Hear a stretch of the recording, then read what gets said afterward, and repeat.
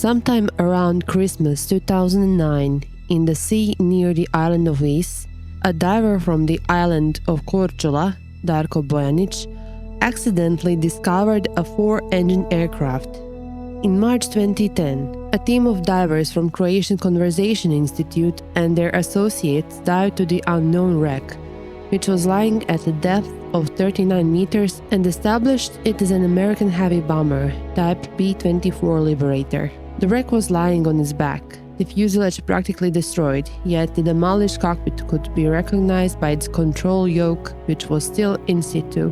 Besides the reliable confirmation of the type of the aircraft, the team didn't find any solid evidence about its specific identification.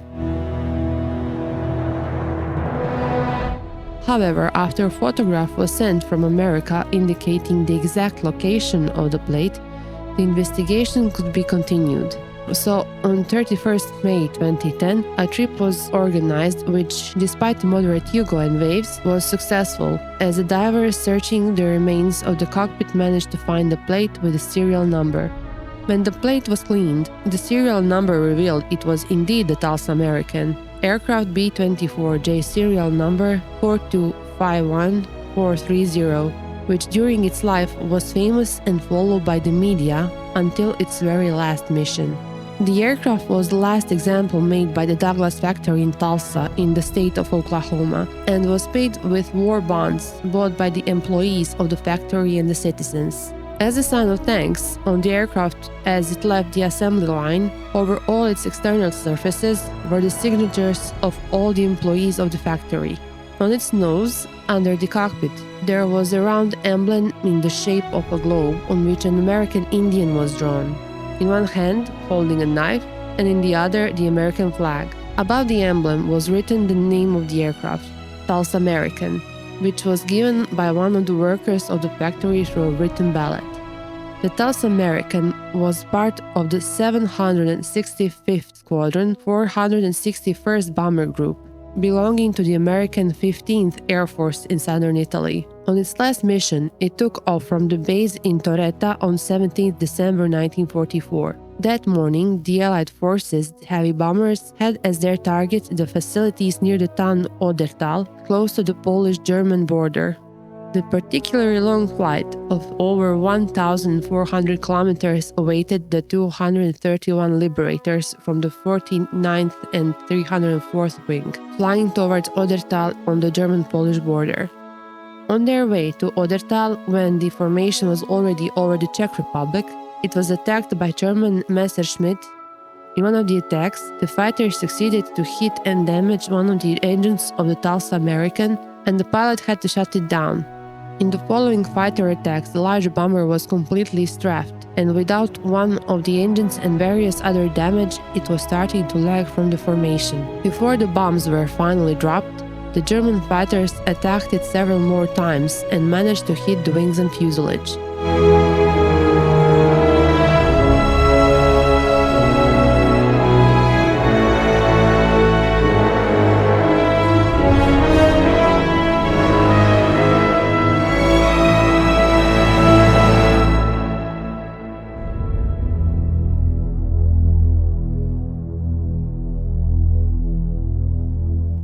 One of the shots damaged the hydraulic system. Pilot Ford obtained from the navigator Russell C. Landry the shortest course back to the base at Torretta in Italy, and at the same time requested details for the closest Allied forces airfield if the aircraft was in condition to fly back to Italy.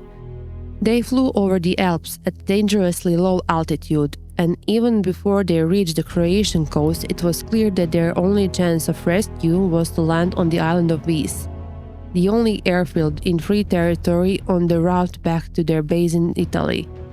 A radio link was established with the airfield's flight control. Within reach of the island of Vis, they found that due to damage, they couldn't lower the undercarriage, and as there were several other aircraft on the approach to the airfield, the flight controller did not give permission to them to land on the belly, as a large bomber would obstruct the landing field and prevent any further landings.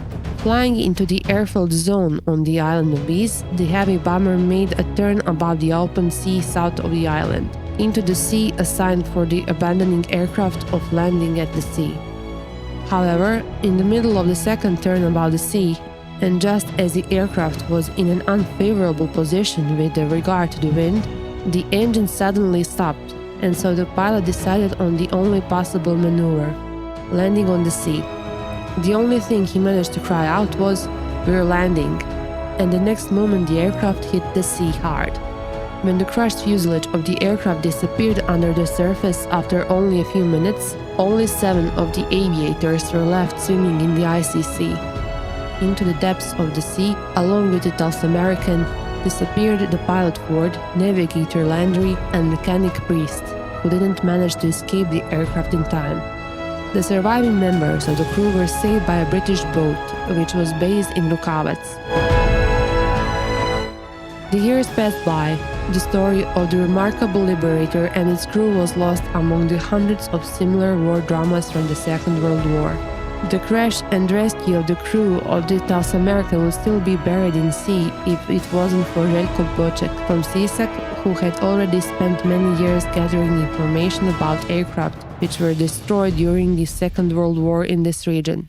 Željko was contacted by Gerald Landry, nephew of the navigator Lieutenant Landry, who lost his life in the tragedy of the Tulsamerican. Gerald had been a long time looking for a contact in Croatia in order to find clues about the wreckage of the bomber and remains of his uncle.